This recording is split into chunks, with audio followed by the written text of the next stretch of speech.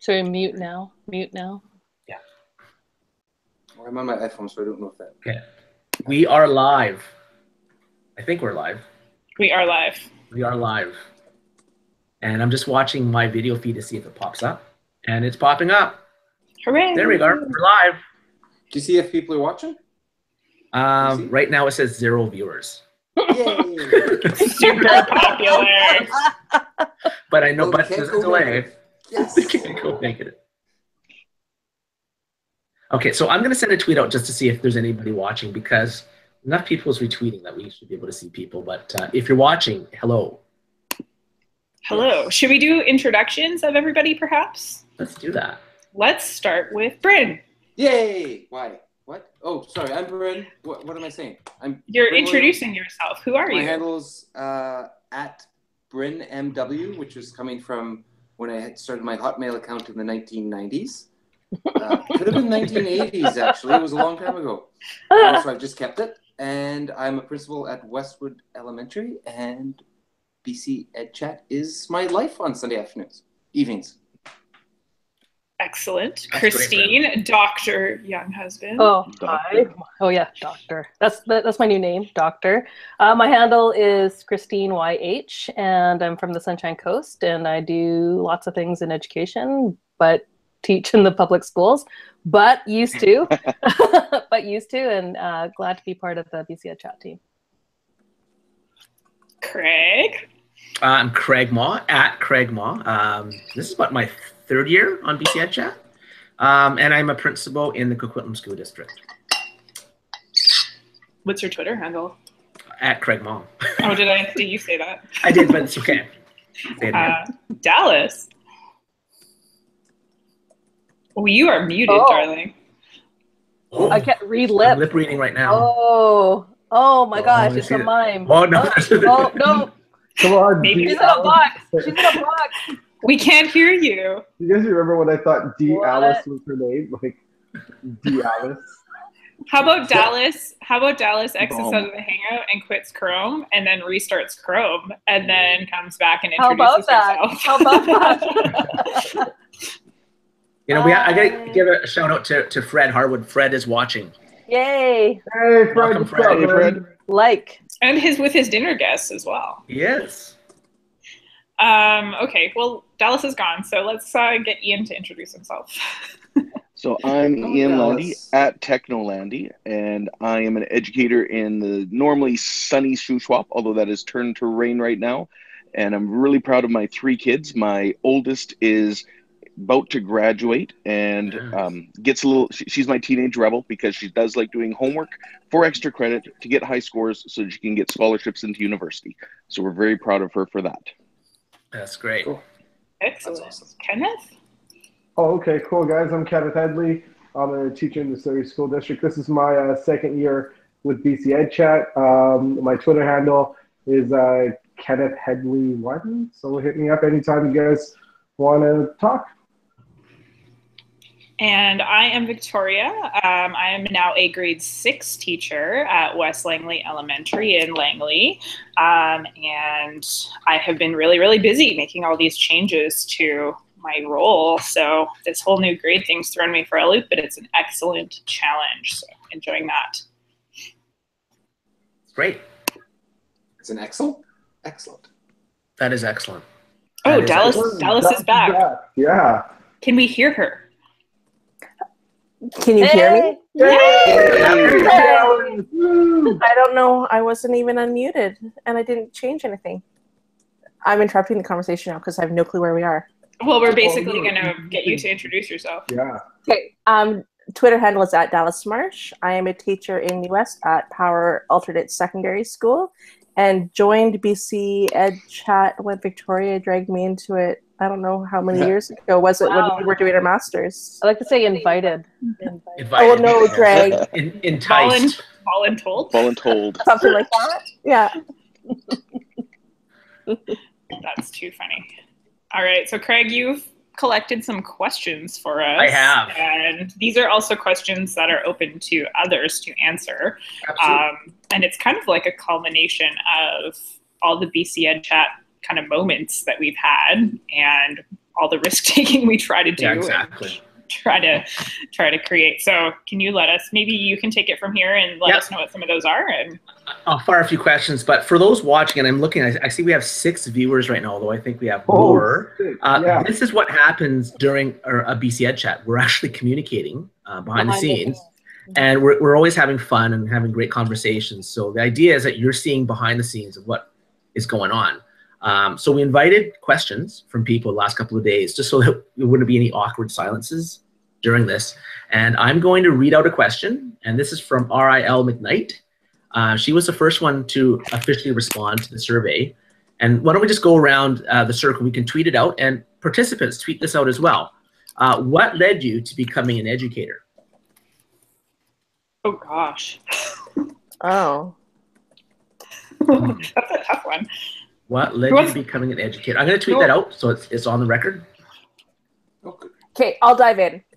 Since everyone else seems to be thinking and pondering, it's easy. I failed out of my first year of university miserably. Took time to figure out what I wanted to do, and in that time, I was coaching all the time. And so it's when I was coaching and spending volunteer hours, countless volunteer hours on the field, that I decided I was going to be a teacher, and that's what I did. Hey, Dallas, what were you coaching? Rugby. Oh, awesome. Cool. Yeah, so it was years and seasons of coaching rugby that made me decide I wanted to be a teacher. Right. Cool. All right. Who's next? Silence. Complete silence. I'm going to volunteer somebody. I'll volunteer. So my path to being an educator was kind of cyclical and not completely altruistic. So when I left high school, I originally wanted to be a secondary educator, and I was an athlete at the time and I had injured myself playing sports. So I had torn my ACL and had reconstructive surgery and all this crazy stuff. So that led me to be interested in sort of the kinesiology world. And I had given some thought to either being a teacher or being some kind of sports medical professional, whether that was a physiotherapist or an OT or like a surgeon, an actual orthopedic surgeon. But it turns out I was not so great at the whole university school thing. And I hated clinical classes. I took a couple clinical like kinesiology classes where you actually have to do like, muscle testing and like touching patients and stuff like that. And like trying to like draw their tibia out when they turn their ACL, or like check to see like muscular issues. And I hated it. I hated all of it. So I decided not to do that. But by then I had already dropped out of the secondary education portion of my degree and was only in just the phys ed portion. So then at that time I had to make a decision of what I was going to do. So I kind of came back to education. But at the time I was working with young kids through a summer camp for my PE practicum. And these kids were underprivileged kids. So we had created this camp program where I basically figured out what schools we were working with and brought these kids to camp in the summertime and worked with them kind of throughout this month. And I loved the age group, and it was all younger elementary kids. So that's how I landed in the elementary program. I just enjoyed working with those guys and kind of strayed away from the kinesiology world and never looked back. Cool. That's great. I just want to say it's important to know all those muscle insertion points, because I still know them all. And I'm proud of that with my background. Yeah, I forget a lot of them.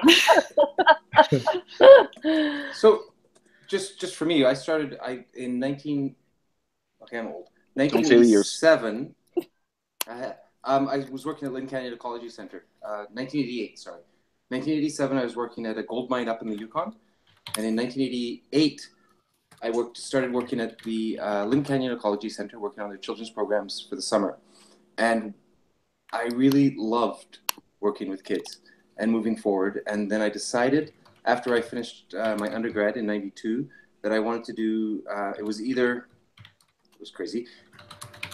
forestry, doing forestry education because of Lynn Canyon, or it was about education. So I went into education, chose SFU because they had an environmental education module. And from that environmental education module, what I wanted to do, and the reason I wanted to become a teacher, was because I wanted to incorporate environmental education within all of the disciplines within secondary. I was always secondary. I did secondary from 94 till 2016, which is a while. No, oh my gosh, I'm so old. Counting. And then I did a little Did break. you graduate from high school in time? Were you? Let's do I the was math. young when I graduated from high school. I graduated at 17, so it was a little younger. But anyway, thanks, Dallas. And then I went into elementary, and I have loved my last year and month and a half of elementary. Nice. The kids are just wonderful, and I don't know, I love them. I sort of tear up when I think about those kids. I want to support them as best I can. Anyway, nice. That's my story. Nice. I'll go. High school, and this is back in the 80s. I don't know if you remember this computer program that we would have to take, probably in grade 11. I think it was called Choices, and you would enter in like an aptitude test, and it spit out teacher. And I hadn't had a lot of experience working with kids, aside from just being a kid. So when I graduated from high school, started taking some undergrad stuff at Malaspina College in Nanaimo. And from there started to do volunteer work back at my old elementary school, and worked with a fantastic teacher, and his name is Mr. Watson. And from there I just got hooked and just went 100% into it, and been teaching since 92. And so it's been a great profession. So there, again, it was technology that got me into it. Awesome. I guess I'll step in. I think mine's a little bit different than everybody else's. I was one of those kids in high school who didn't really care about school too much, and just went there for socialization and athletics.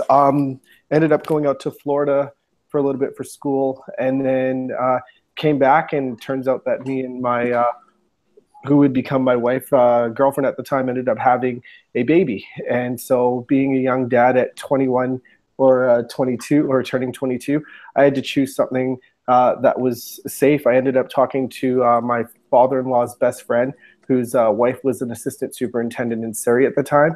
And she just kind of said, hey, you seem to like teaching, and you seem to like being around kids and coaching and so forth. So why don't you look into teaching? And so at the time I was actually teaching a real estate course.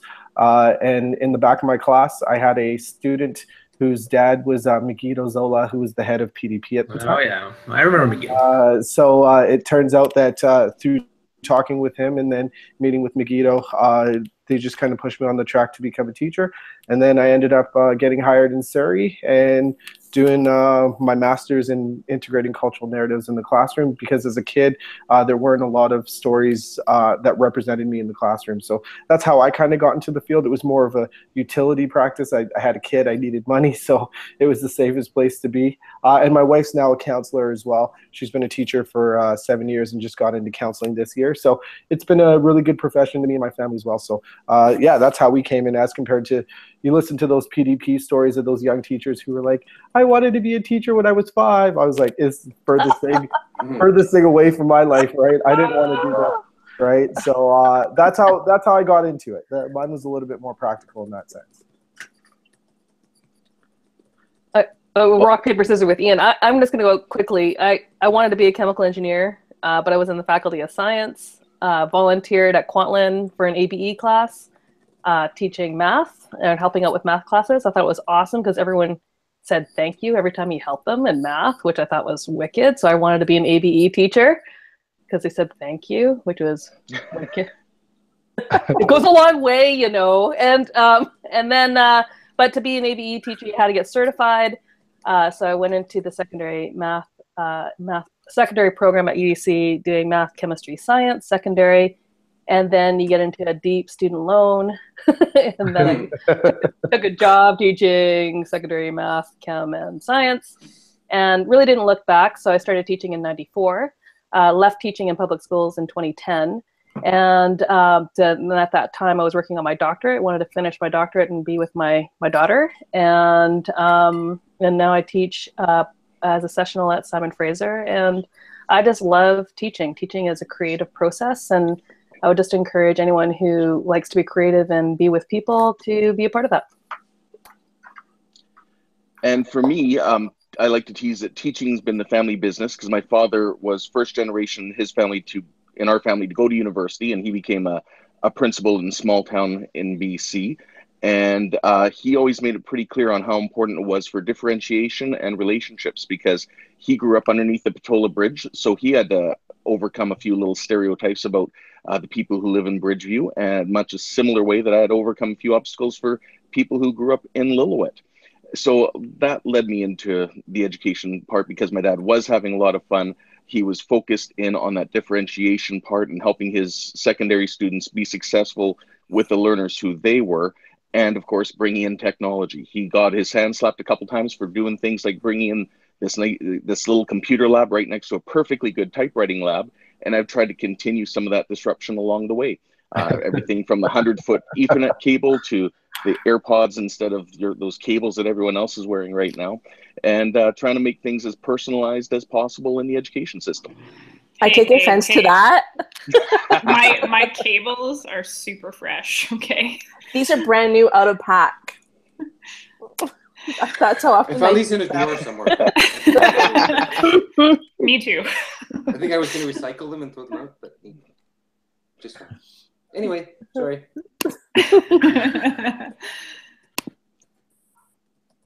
All right, Have we heard from everybody? Okay, hey, that's great, thanks. And I'm just watching our Twitter feed, and it's great to see people involved. And if you tweet out a response, tweet a question to us, we'll answer that. So I'm going to ask a second question, but I'll keep my eye on the Twitter feed to see if there's anybody who wants to ask us a question. But here's the next question, and this is coming from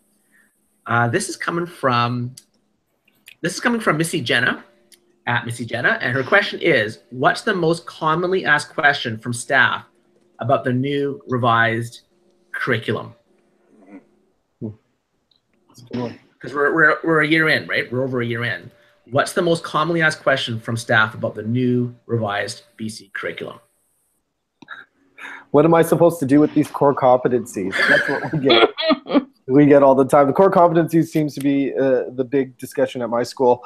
I mean, Surrey's done a really good job in giving us a lot of Pro-D on how to activate them and how to support, student reflection or that student reflective process. But generally speaking, people still don't realize that how they're teaching and the activities they give their kids in class is activating the core competencies at that moment. So trying to figure that out. I think core competencies are at the center of a lot of my colleagues at my school right now. Yeah. I think for us, it's the assessment piece. And what Coquitlam's going through is we have a brand new report card template, and the report card template aligns with the revised curriculum. And so we've been spending a lot of time this fall working through how to integrate this into our practice report card template. And where we're fortunate is that my vice principal was on the design committee. So she's been instrumental in leading the conversations with the staff, which is huge.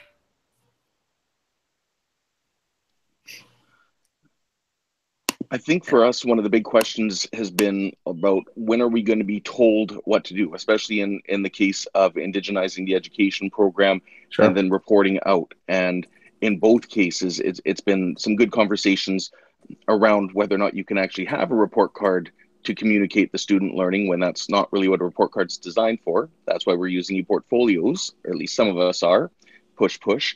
And the second part with the indigenization, that becomes even trickier in a sense, because we have to be very responsive and respectful of the territories that we live in. So it can't be a one size fits all. I mean, is it respectful for me in our Secwepemc Nation to talk about Haida art?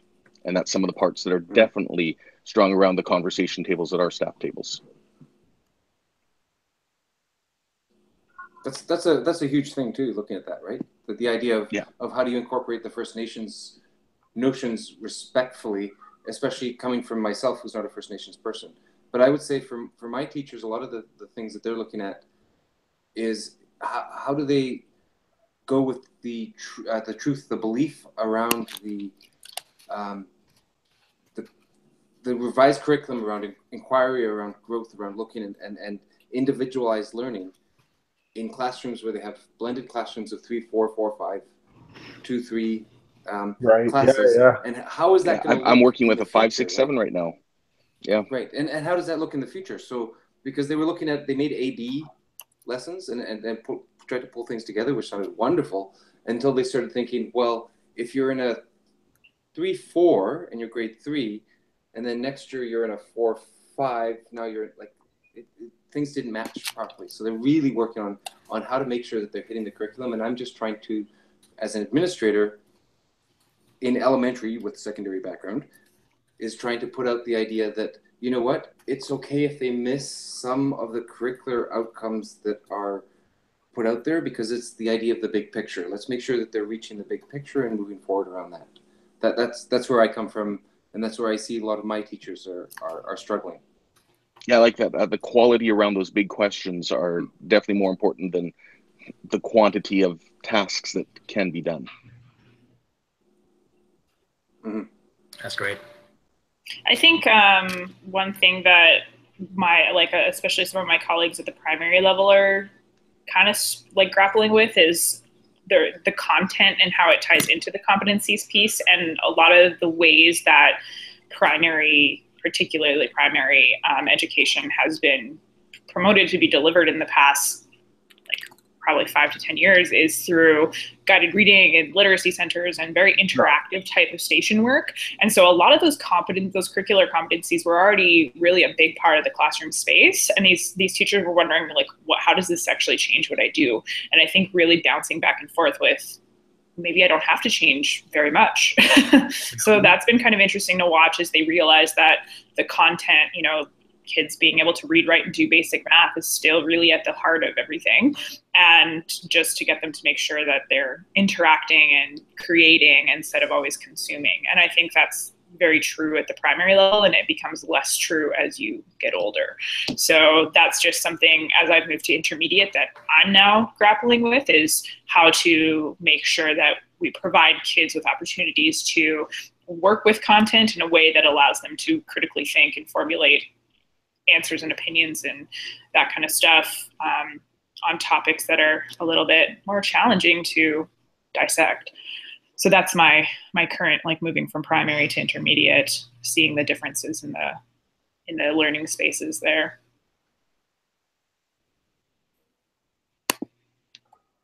Did everybody have a chance at that question? No, I'll just say quickly for myself and for us. So for those of you that don't know, I am in an alternate secondary school, so we have 4 classroom teachers to teach grades 10 to 12 subjects and everything that's required. So a lot of us are struggling with, or not a lot of us, a few of us are struggling with oh my God, I'm used to that. I have to teach this, I have to teach this, I have to teach this, I have to teach this, which they all do anyways. So we've been so bogged down before. We have to get through all this because we teach so many different courses that now to have all of this opportunity with focusing on core competencies to be able to teach what we want and how we want in such an open way, especially for us in the secondary level with no provincials anymore coming out. We're just almost bogged down.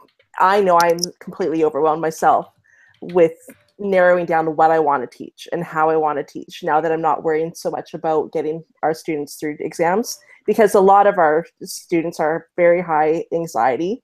They want the step-by-step. They don't want or they struggle with a lot of openness that we all like here, I think, for most of us as our BCEDCHAT moderators. So it's kind of trying to find that balance now for what we want to teach and meeting those core competencies.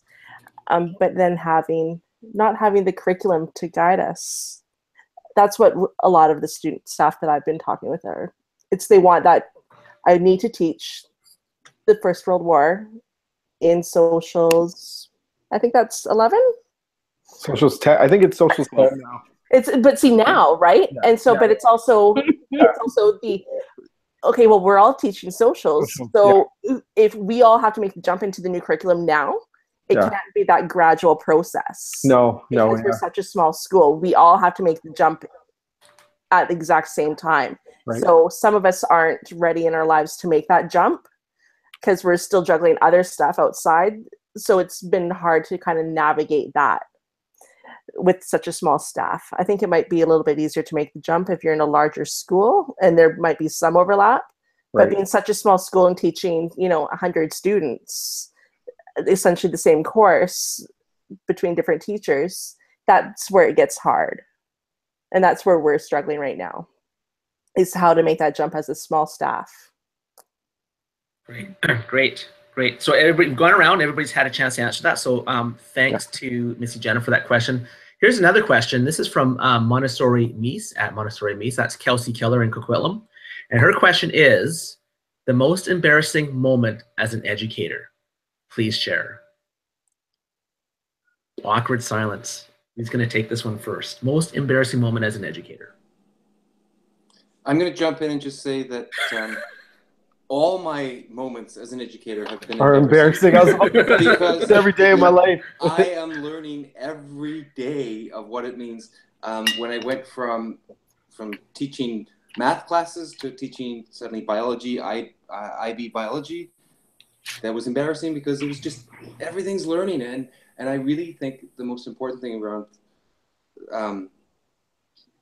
teaching and being an educator is that allowing yourself to make mistakes and those embarrassing moments of falling on your face, but standing up and going, oh, okay, I get it. Don't do that next time, I think is so important. I think as an administrator, as a new principal at elementary school, the biggest mistake I made, and it was probably the second day of all the students in the school, and my teachers were there, and I was there, and I had the entire class school in there, actually just grade 1s to grade 5s, all in the classroom, in the gym, and I had to dismiss them like I would as a secondary person. I would say, okay, slowly make your way out, first from the areas out to the front, and go out. I had no idea that you had to make sure that the parents saw the children that they were picking up to make sure that the right parents picked up the right children. And it was a disaster. And my teachers were running around going, running and grabbing. Just, okay, go over there. There, it's good. I've never done that before again. And so it's just what I have learned. And that happens constantly for me. And it allows me to learn. Yeah. So that's my most embarrassing. Thank you, Bryn. I have a lot of embarrassing. I'm afraid to say half of them. I might not be a teacher anymore. Oh, geez. I'll jump in really quickly. I think first year teaching PE 8 at a school in Surrey, principal came in and I was trying to get the kids to stop bouncing the basketballs as I was teaching them how to dribble. We were playing a game called King of the Court, and so they wouldn't stop, and so I just said, please place your balls on your head. And grade 8 kids just died with that one. And you could hear me, like I said it more than once. I'm like, you need to place those balls on your head. Place your balls on your head. And even the principal, he's a good guy. He's just laughing. He's like, they're going to eat you alive. Like, so every time the kids saw me every day, they'd be like, hey, Mr. Headley, my balls are on my head. Never lived that one down. But I've had quite a few doozies, but that's probably the one that stands out to me for sure. I'll go next. So last year, I really, just as a side note, I really pride myself on being super organized and really transparent with parents and just making sure that, notices go home and are back on time and whatever. So our class had sold the most entertainment books for our entertainment book fundraiser. And so we went on a field trip to Extreme Air Park here in Langley, which is like a little trampoline park. Yeah. And so we sent home the field trip permission forms. Everything came back, was all hunky-dory. And that morning I come into work. So it's the day of the field trip. We are leaving in 30 minutes. Well, 30 minutes from the bell. So I was there 30 minutes early. So we're leaving in an hour. And I walk in, and one of the other teachers who won the field trip the year prior said, oh, just make sure you bring the waiver forms. And I hadn't sent home any waiver forms. Oh, no. If the kids don't have the waiver forms signed, they can't jump. So the use of technology is magical. Here's what happened. So I sent a frantic email out. So just like an email list and attached the PDF. I sent a remind message and attached the pictures of the form. I had literally all 24 in my hands within 45 minutes. That's awesome. And I was crying at the door. So all the parents came, and like luckily when you teach grade 3, parents drop off their kids, but for the parents who weren't, and I'm bawling, like I'm just like, they're gonna hate me. Oh my goodness. And then kids would never live that one down. Yeah. We had all of them and got to jump. And then this is even worse. This is to add insult to injury. After I have all 24 of them in my hand and we go to the trampoline park, they said, oh, we have teachers sign off on them all the time. I've been there. Yeah, that's tough, man. Oh, that's a good one. So, but I think the crying helped. Everyone felt sorry for me. I tried that once. It didn't work for me. It was good. I've had a few times where I've put a foot in my mouth, usually by putting some challenges out to kids. So there was one time where I threw a challenge out to make a fundraiser to help with a fire burn down some equipment. And the school rallied enough, and they had threatened that if we raised the money, would myself and another teacher wear pink tutus, and freely admit that I was able to rock that one quite well. And then with an air band in my last year at one school, there was a bit of nervousness asking if they could put a pie in the face, and I was happy with that one as well. So it takes a little bit to really get embarrassed, because I'm even willing to say, like with PE, we do a lot of cross-country skiing, and I'm a downhill skier. So I usually threaten the kids that the only way that they're going to pass is if they're better skiers than me, and especially working with grade 4 students, they're a little bit nervous about that until they see me on the cross-country skis, because I'm a downhiller, which means I use my heels a lot. Cross-country skiing, it's not about the heel. You use your heel, you end up on your butt. So that's probably the most embarrassing times I have. And I still get up and model that you can still keep going through and finishing off the day. Can I just say, Ian, your voice sounds like something that should be on like TV or radio. Like, I'm saying that it's so easy to listen to you talk. It's so awesome. It's the wireless AirPods, I'm telling you. It's great. Yeah, mine's simple, and I won't go into more detail. And if you know the story, and there's not too many people that do, they'll get it. At first assembly at my new school, and I had a wardrobe malfunction, and that's all I'll say. That's it. That's it. It's So always tough when the tie comes undone. Yep. When the tie had maybe had a button on, I don't know, wardrobe malfunction. I feel like I need more information. Yeah, well, I don't know what you're talking about. Now here's the thing. When we go outside, like, are we talking plumber? Or are we talking Janet Jackson? Like, what? I will let you. Or Janet Jackson, Victoria. Wow. Okay, you guys use your imaginations. That's funny. Have we all shared? No. I like this. I'm going to go with Ian. No, it takes a lot to embarrass me. And I'm a stickler to say I became a teacher, not only because I was kind of forced into it with my love of coaching, but because I wanted a permanent audience. I wanted a captivated audience that was forced to sit there and listen to me and to be entertained by me. So I do that entertaining by embarrassing myself daily. It engages the students. They laugh. They get something out of it. And they learn from it. They learn from all of my mistakes. I'd say students probably know more about my life than my own husband does. Yeah. And that's the way it should be. There's some things I'm not willing to share with Jeremy. Not yet, no. Not ever. Has everybody answered the most embarrassing moment question? Yeah. Everybody? Okay. So I'm going to go to the next question. This is from at SD36 Ms. James. This is Lindsay James in Surrey. And her question is, what was the most valuable, favorite, or memorable professional development opportunity? Most favorite, memorable professional development opportunity. Oh, man, I'm not going to lie. I'll just jump in really quickly before anybody else says it. I got an email one summer from the peeps from BCEDCHAT saying, hey, Kenny, we'd like you to join on. It's been the best thing ever. Oh, there you go. Oh, I might start crying now. There it is. And it was Victoria that sent me the email, and I was like, what? This person knows who I am. This is crazy. And then, yeah, it was cool. Thanks. That's great. I'd like to say that one of the ones that got me going was a conversation I had with George Couros before he became the Innovators Mindset bigwig that he is, touring all over the place.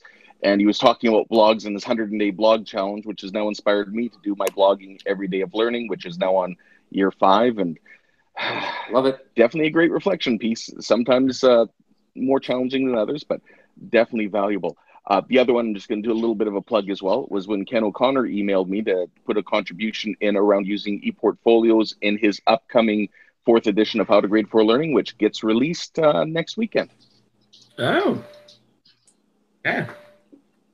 Cool. For me, it was going off to a conference in Princeton University back east, and seeing Anthony Mohammed speak, and really connecting Anthony Mohammed's work with the stuff I was doing. And I'd have to say that one conference was transformational for my practice.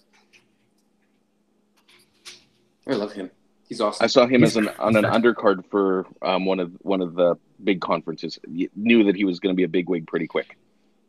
Yeah, absolutely. And he was in Vancouver 2 years ago, and I was shocked at how few people were there.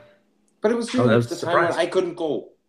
Well, because you're at your big principal shindig, Bryn. Oh, right, the one that It's the one. It's the one that you organized, Bryn. Principal shindigs I organized. Anybody else favorite professional development opportunity? I love professional development when it's unplanned. So I went, this was a long time ago. I don't know. I don't even know when, 10, 15 years ago. But I went to, they used to offer, maybe you guys remember these provincial in-service or provincial Pro-D services. I don't know. Through ministry. And it was about UDL. I went there to learn about that. And I ended up bumping into a guy who basically critiqued my assessment methods and got down on me and said, I wanted to do AFL. What's your story? And pretty much hunkered down. So even though the whole workshop was about UDL, it was just me and this guy who was from Coquitlam, who was an FA as well. And he just taught me about assessment for learning and sent me stuff from Ken O'Connor and stayed connected with me for a whole year and pretty much transformed my practice from data collection to actually assessing learning. So I thought that was, so it's when those unintentional serendipitous moments that takes your practice into a different direction. I think that's, to me, is the most memorable. Great. Great. But that, for me, my most memorable Pro-D experiences are the very last ones I've had, right? It just keeps building. I don't have ones that just sort of say, okay, that's something that changed my thinking, is that whenever, and they have to be professional development opportunities that involve conversation and collaboration with other teachers. Going to a big conference and seeing someone talk, great, but that's not, for me, that's not where I get my best learning. My best learning comes from actually sitting down and working with people and talking with people who are in the classroom working every day and saying, hey, this is what I do in my classroom. And then that makes me just go, wow, that's awesome. That's just me. No, I would totally agree with you, because for me, I would say my recent ones, like I just did a TED Talk, which was amazing. It was like a mini dissertation defense. My defense was a huge learning opportunity. You know, learning happens all the time, whether it be big or small. And so for me, it's just the ones that sort of transform you and stick with you. Mm-hmm. That's the ones that are exciting. And I love it when it's in collaboration or in company with people that's in your tribe. Mm-hmm. Like BCEDCHAT. Hey, Ken? Here. That's my best one. Great. Has everybody gone around? Everybody has answered best? I haven't. I would say, I don't know if anybody said this. I don't think so. My feed was a little bit fuzzy for a sec because our internet sometimes is a little weird. So I would say EdCamp is one of my favorite types of professional development, just because it kind of fosters all the stuff you guys are talking about, like the authenticness, the serendipitous part of it, the collaboration, like being exposed to other colleagues who are willing to give up a Saturday and just come chat and figure stuff out together. And I think a lot of these BCEDCHAT colleagues that have been a part of EdCamp 35, which I helped organize in April, like that particular EdCamp has been such a big part of my professional learning, and just I always go with the goal of what I want to learn about. And the other one that I would bring up is if you ever get an opportunity to be a part of like the Apple Distinguished Educator program. That particular program kind of does a really good mix of inspirational speakers, but opportunities to get hands-on with professional development. So I really am a person who, you know, stands up for we should not be sitting and getting, but making and taking. And that's a big part of professional development that they put into that, is that you can work with colleagues to actually create something that you walk out of the academies with. So and it's always just really inspiring to be around a lot of people who are as passionate and as nerdy as you are. So definitely apply for those types of opportunities if you can, because they are crazy and awesome. Great. Hey, thanks. I think we've gone around, and I'm going to go to the next question. This is from CCCNBC, and this is Colleen Cassingain Coquitlam. Her question is, why so passionate? Why is it that the combination of Twitter and educational topics that fuels your passion to bring us the BC Ed Chat? Why are we so passionate about BC Ed Chat and Twitter? Maybe we should talk about how it was born. I mean, like, okay. a big part of this. So Bryn and I are the original co-founders of BCEDCHAT, and so the two of us were on another EdChat, 21st EdChat, which takes place on Sunday nights at 5, and check it out. It's a good one too. And in that chat, we were kind of going, BC have a local chat, you know, there's chats for all these states, there's actually chats for different provinces in Canada, why doesn't BC have one? So we just decided to start it, and Bryn and I, this is a fun fact, didn't actually meet for about 2.5 years after BC Ed Chat was started, and we live probably 20 minutes away from each other. 25, there's some lights. Oh, okay, sorry. and with traffic on the bridge, right? So anyway, it was just kind of this cool like online collaboration, and it was as if we lived across the country from each other. And I think that when people start something like that and you gain a couple followers, so we had a few people who believed in us from the beginning, which was kind of cool. And then I think that's what really fuels the fire. It's not about the people who start the movement, it's all about the people who start following the movement, right? And if you know, the people that come to BCEDCHAT is what it's all about. Like, it would be nothing if it was just us 7, 8, 9 moderators every week, because we just would have a cyclical voice. It's all of these people, all of these participants, you guys out there who are tweeting, who make it what it is. And I think the passion for us to keep it going is because you guys keep showing up. So that's kind of my short answer to that. I completely or long agree. answer to that? Long answer, but well said. No, it's fine. Yeah. Can we say that 7 just out of 10. Yeah, that answered everybody. Maybe an 8. Yeah, move on to the next. What I like about BCEDCHAT is the connection. So it's the extensive connections that you make. And then when you meet somebody in person, like face to face, that you already have that, you've never met the person before, but you feel like you actually know them. And it's just neat that in 140 characters over a couple of Sunday nights, how you get to know people and to network with people. And that, I think that the payoff is when you meet them in person. And I think the first time I met most of the moderators was at Ed Camp, maybe 2 or 3 years ago. And then last April, most of us were there, right? And it was so neat. You were there, yeah. I have you were very generous, Bryn, when you went out afterwards. I just want to make a comment that not all of us, Christine, has only 140 characters. Yes. Who has 280 characters? Yeah, because there's 2 of us here. On my phone. Yes, two. Who else has it? On my phone. How did you get that? How did you get that? On TweetDeck, I only have 140. So I'm so I am sorry. amongst That's so you sad. all. Okay, but who else has 280 here? Ian. How Whoa, does, are you guys verified or something? No. No. How did Just this a random happen? thing. Gifted. Maybe I should start tweeting again. No, maybe they're just like, oh, these people, blah, blah, blah, blah. I checked my analytics a couple times, so maybe that's why. Hey, I'm tweeting that out as a question. This is Q6. Why does Christine have 280 characters? Winning. Are you one of those Twitter? testers? Oh, it's because she can't be concise in her language. We can actually say things in the time and that she needs to have more. Okay. She's a doctor now. That's right. I got things to say. Citations. She's got to elaborate on her thoughts. I don't know why. I don't know why, but I love it. I'm gonna say. That's There it. you go, That's Tracy. all I have to Tracy say. agrees. And close. I like Francois' response to my questions to why Christine has 280 characters. Because Awesome. Christine is awesome. Thank you. Thank you. Awesome. I agree.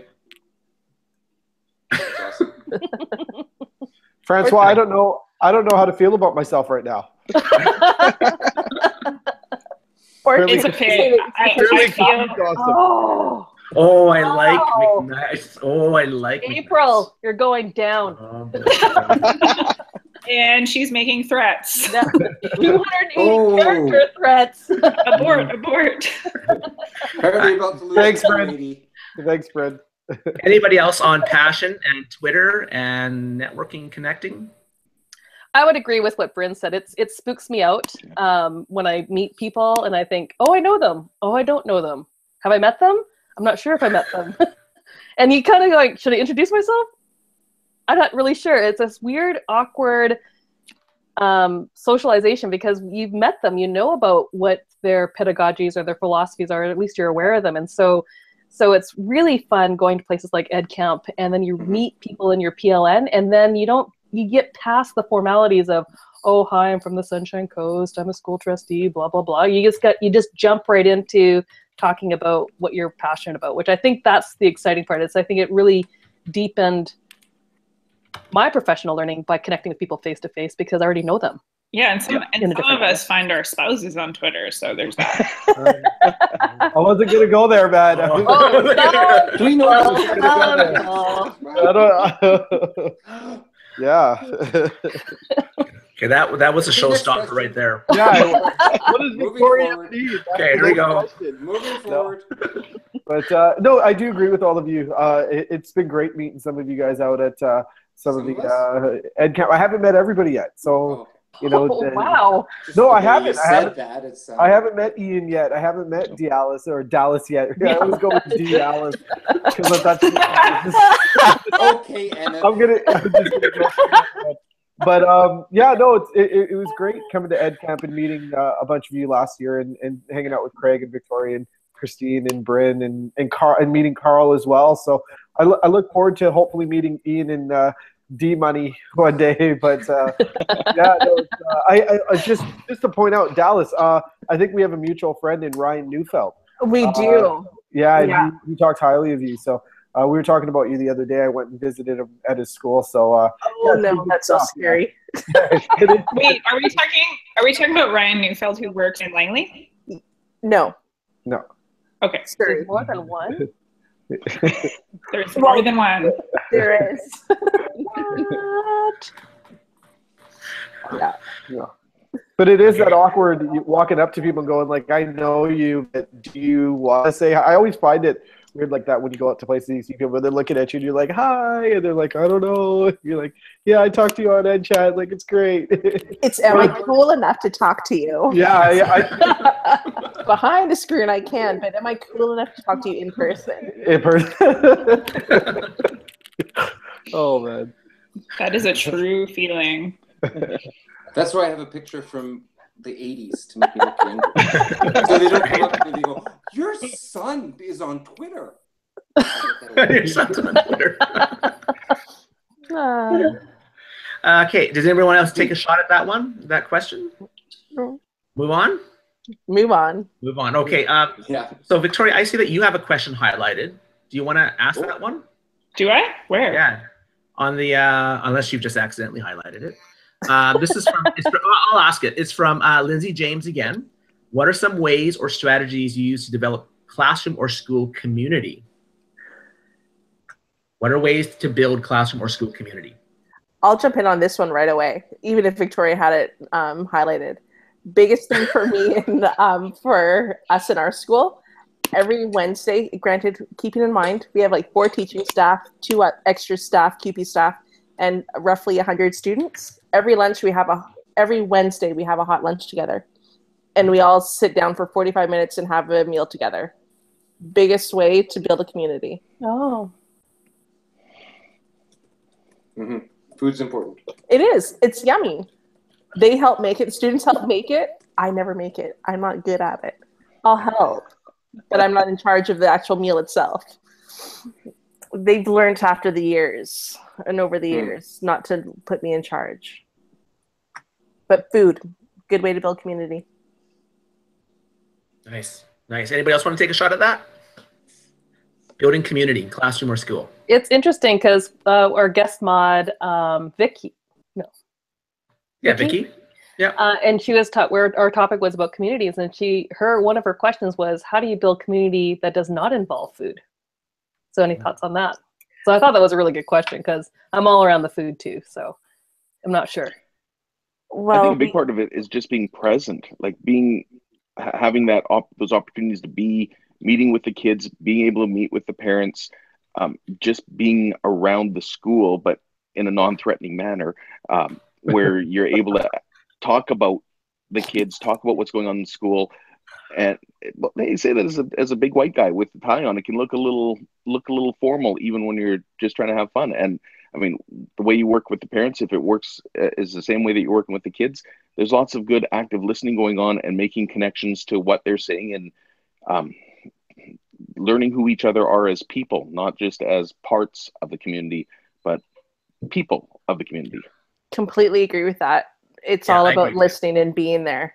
Yeah. I'll also say one other thing that we do that's a little odd, and everyone's going to shudder when we say this, we're first name basis with our students. None of our students probably actually don't even know our last names. So we're first name basis. We're on an equal playing field, level playing field with them. And it's all about mutual respect. We respect them, get to know them as people. They get to learn from us as who we are, as individuals as well as teachers. And you get a lot more from it. Mm-hmm. Yeah, I think, again, I'm not in the classroom, but for me, building community, a lot of it's just communicating. Like I'm communicating a lot with the parent community, communicating with kids, and to tie on to what Ian said, it's just being present in the building, being out there, out and about, before school, after school. I think is critical for helping to build community, building a sense of community. And and other different channels, like our school has a Twitter channel, we have a YouTube channel, obviously our school website, but just through email. I think that helps bring people together if we're communicating. I think being present, I think that's it, right? Well, yeah, sorry, yeah. You can't abandon your staff, right? You can't abandon your community. You got to be present. Yeah, I think for us, or at my school anyways, one of the big things I try to do is be part of everything. So kids, when we're doing any assemblies or pep rallies or whatever, and the kids have teacher games, I'm the first one in. I'm the first one playing, so they can see me outside of the classroom. I go to a lot of sporting events. If I'm not coaching, I try to go to drama plays and stuff. Like you said, being present, but at a lot of different activities so they see me in the community. The other thing is I live in the community that I teach in. My high school's not too far from my house. So the kids get to see me, whether it's at the gym or going out for dinner with my family. So they see that I'm embedded and want to help the community, so they take that on as well. So that's another thing. Well, and there's two ways to look at that as well, because my daughter's pointed out sometimes that they love it when kids shout across Walmart or across the parking lot, "Hey, Mr. Landy," because as they say, there's a lot of teachers that we wouldn't do that for. Yeah, so. Yeah. Something else that I'll add to that, like just simple things, like from a teacher's perspective, just standing at the door when they come in to say hi and saying a personal goodbye as well. Like those little touches go a long way, just because that consistency is felt. Another thing that I do to help build community, and this kind of seems, it's something I've done for a long time, but I'm finding it challenging at grade 6. So I'm learning about how to shift it. But we have regular class meetings where my kids have to solve social problems in the classroom together. And so kids will actually propose rule changes that will actually govern the class to solve problems. So everything from like who gets to sit in the comfy chairs to should we have labels on our hooks and cubbies, like things that impact the whole community. They actually have some control over how they would regulate those things, and they get to prototype and test out real laws and see how they work in the communal space. And that type of thinking really gets them talking and having deep conversations about the challenges that teachers face, and they're the ones who are having to solve those problems instead of me having to solve those problems. So just getting the community involved in shifting itself is really pivotal to make people be seen and be heard and make them feel like they're a part of it. I love what you just said, and also it kind of reminds me what Dallas said about the going by first names. It's about everyone's part of the community. Everyone's a contributor to the community. Therefore, you belong to the community. I love that. You know, so. Yeah, nice. Did everybody take a shot at that question? Anybody else? Sure. All right. Hey, it's like 7:56. We're coming up to the end, and the last question is actually mine, and this is to the moderators, and I think it would be great for everybody listening and watching. We have 14 viewers right now. What was your favorite BCEDCHAT topic, and why? What's a highlight for you from BCEDCHAT? And you know what, participants, if you're tweet out what your favorite topic was as well, we'll respond. But let's go around the panel. What was your favorite BCEDCHAT? Okay, so I'm going to go to one, and it's not necessarily my favorite topic. So it's one that I proposed last year, and then I think I co-moderated with Christine just after coming back from mat leave, and it was how to support someone coming back into the school area and helping support bringing the teacher back in after any sort of elongated leave. I, of course, coming back from my mat leave was meant for it to go one direction, but everyone else in the discussion took it to a completely opposite direction than what I intended. So I was thrown from what I had previously planned out, but I liked that because it was challenging. So it didn't necessarily have the great flow that I like, but I enjoyed it so much more because I was challenged and I had to be more on the game and more on the ball with my responses to keep the discussion going. Great. I'll jump in, and this is this comes from, I think, a BCEDCHAT moderators. We met for lunch one time over the winter break a couple of years ago, and we talked about making BCEDCHAT more exciting, right? I know Victoria asked this question. How can we make this more exciting? Love it, Craig. I think I know where you're going with this. So I'm going to float two. The one that we did, and it was Victoria and I, we did the memes and the GIFs. So yeah. And that was fun. That was a lot of fun. And the one that I thought we went quite deep with was our first crack at core competencies, where we made the slideshow, which I know has been shared around provincially. So it had a little bit of legs on that one. Those are my two. Memes, that was fun. And Tracy Kramer, if you're out there, fire out a meme, because I know you can do it. I know she's lurking out there. She is. That was fun. Yeah, Craig, I'm gonna echo everything you just said there. Anytime when you guys had that meeting, when we started talking about doing something interesting, when Victoria brought up, hey, maybe putting in a Google Doc or a spreadsheet or a slide collaboration, I think that was awesome. So anytime we've done something new, even that's what's been the most exciting, is trying new things. So that's where I'm at. Any Twitter topic that we're doing something new, that's and something that's pushing the boundaries of Twitter. That's what I love to see. So, yeah. Great. I want to bring up. Oh, sorry. Go ahead, Ian. I still always like the ones that talk about differentiation, and I say that very personally because it always comes back for, like, I do have my grade 12 girl graduating who's high achieving academic. I've got my youngest daughter who's a very social girl, and she's just figured out the way that she thinks and learns, which is very visual. And then I have my high anxiety boy who's part-time in the alternate program, part-time in the regular program. And I mean, all need very different methods of receiving information and need to have different ways to share what they know. So I love when the conversations wrap around that personalization piece. And I think BCEDCHAT's been doing a really nice job about focusing on the individual learners as opposed to trying to deal with a herd. I'm going to just say too, like, I guess it sort of poses a question back out onto the participants of BCEDCHAT as well. But I'm wondering if out there, there's people who've had, like, I think when you're a part of something, it's really easy to have longevity in your learning, and it lasts. Like when Ken answers at BCEDCHAT's one of his favorite professional development moments. Like, that's really awesome to know that's happened. But I'm wondering what the impact in classrooms is for folks out there, and if you actually feel impacts from our weekly chats or even just over time. So that's something for people out there. But I think for me, like, sorry, I'm getting an echo right now if I'm pausing. Yeah, I think for me that it's just important that we keep on trying new things and that we keep on trying to react to what the community needs, because I think that's the most important thing. BCEDCHAT's here for the people who show up and who really makes it. So make sure all you people out there keep suggesting topics, keep suggesting things you want to chat about. And if you want to guest mod as well, we love having guest mods coming in, and those people really enrich the conversation as well. So yeah, just to springboard on what you just said, Victoria, I mean, I answered the question online and said, oh, I love assessment and evaluation, you know, the memes, the core competencies tonight. And really the common theme for me, what I love, which has impacted my practice, is that we're putting ourselves out there.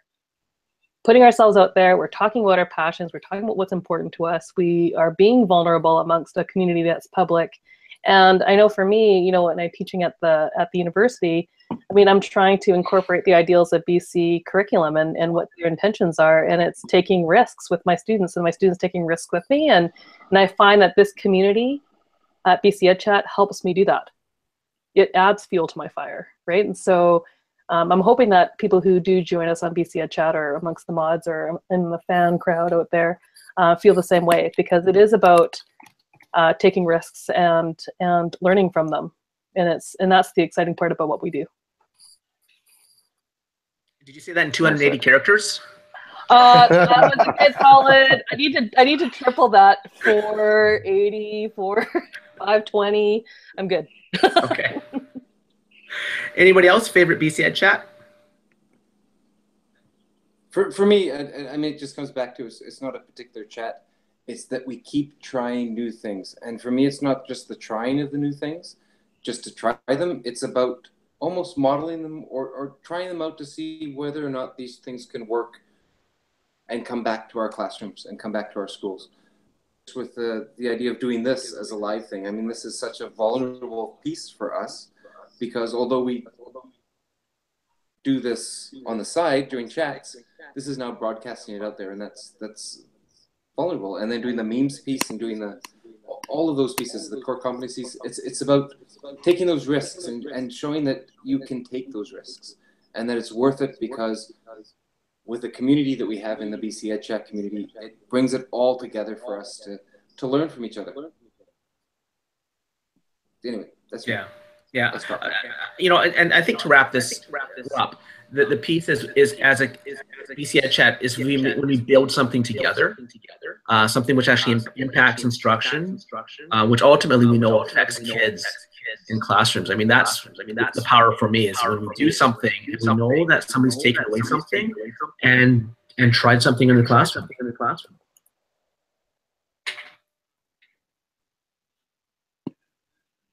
All right. Yeah, I think this is awesome. Yeah.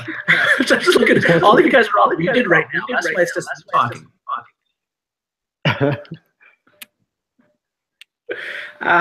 It's 8:04 right now.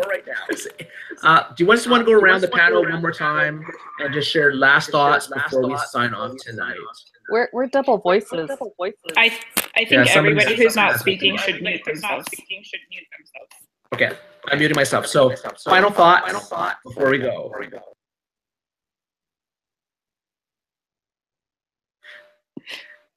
It doesn't work when we're all muted. With silence, everybody. Okay, I'm gonna mute myself. Somebody's gonna have to pop up and answer. Okay, I'm gonna go for it. Looking forward to getting back into the swing of things and getting this whole life-work balance BCEDCHAT thing happening this year. Those are my final thoughts. Go. Great. Okay, my final thoughts. Oh, go ahead, sorry. Bryn. No, go ahead, Bryn. So my final thoughts is that it's just amazing when I look back and think about how this started with just tweets between Victoria and I. I had no idea that she was just so close and 35 minutes away. And that we looked at from that 21st century EdChat and moving forward from this is that I don't think of this as ours. I think of this as ours. That this is a platform for all of British Columbia educators to be able to share and connect and collaborate. And I'm just so humbled by how it started and where it's going, and I just know that this is so bigger than just two people starting. That's all. Thank you. I'll just jump in. I mean, I think the big thing for me, and this is something which Ken talked about, was getting that email from Victoria inviting me to participate, and just the opportunities that it's opened up for me, and professionally how it's really pushed me in my practice. So that's what I'm thankful for. BCEDCHAT, moving from a participant to being a moderator. It's been a great shift. That's my thought. Somebody has to unmute themselves now. I'm unmuted. I've been breaking the rules. Sorry, Victoria. Because that's how I roll. But you know, for me, BCEDCHAT's been incredible, and being on Twitter, BCEDCHAT hashtag, and also with the co-mods, because when I was doing my research, it's an isolating experience, and I'm an extrovert, and it's very strange. And so I think Twitter and BCEDCHAT and the mods and people who join us on BCEDCHAT, this made me, or helped me, be part of a community that's bigger than myself, and it just reminds me that I'm always the learner. For me, it's coming from isolated communities. I know it's very easy to feel like you're on your own, and Twitter's definitely helped me stay connected in very real ways. And I know BCEDCHAT's definitely been one of my anchors that I try to encourage people, like new teachers to my school, Kayla Lamb, I know you're there somewhere, and even my niece who's now looking at applying into education. I keep saying, come to Twitter, check out BCEDCHAT, check out some of these other chats, because it is a great way to network, communicate, and improve yourself as an educator. So thank you, Victoria. Yeah, I'm going to echo Craig as well and just say thank you for giving me the opportunity to be out here with you guys. It's definitely pushed my my educational development a lot further, not just in the terms of developing relationships with other people, but more so that it makes me think. The reason I started participating is I was seeing all these questions being posted out on Twitter by these great educators, and I felt the need to try to participate and see what other people were doing in the classroom, and bring myself into that discussion, right? Because teaching can be so isolating so many times, right? So yeah, I just love being a part of it, and I'm thankful that I was given this opportunity, and I hope we keep pushing forward as we go on to the end of the school year and into the new year. That's great. I'll jump in too and just say that it is pretty crazy. I'll echo Bryn a little bit here and say it's pretty crazy to look back and see where we came from and sort of what we've accomplished so far. And just like I'm going to come back to the community again. It's all the people who show up every Sunday night who make it what it is. So just keep doing that and keep coming to push questions. And if you need to see something for yourself, you need to advocate for that, and we will listen. We definitely use those topic proposals forums. We definitely lean on what people want to talk about, and yeah, it's all about the community. So I'm just going to push it right back to everybody else who says thank you or whatever to Bryn and I, because it's never been really about us. We wanted to have an enriched conversation with our colleagues, so that's where this all began. Okay, that's great. Did we get everybody? I think we did. So I think it's 8:09. It's Sunday night, October 15th. I think it's time to sign off. Hope everybody has a great week, and thank you for participating in our first BCEDCHAT live stream event. Thanks, everybody. Bye. Bye. Thanks for organizing, Craig. No problem. Take care, everybody. Us work team. Bye. Thanks, Craig. Okay.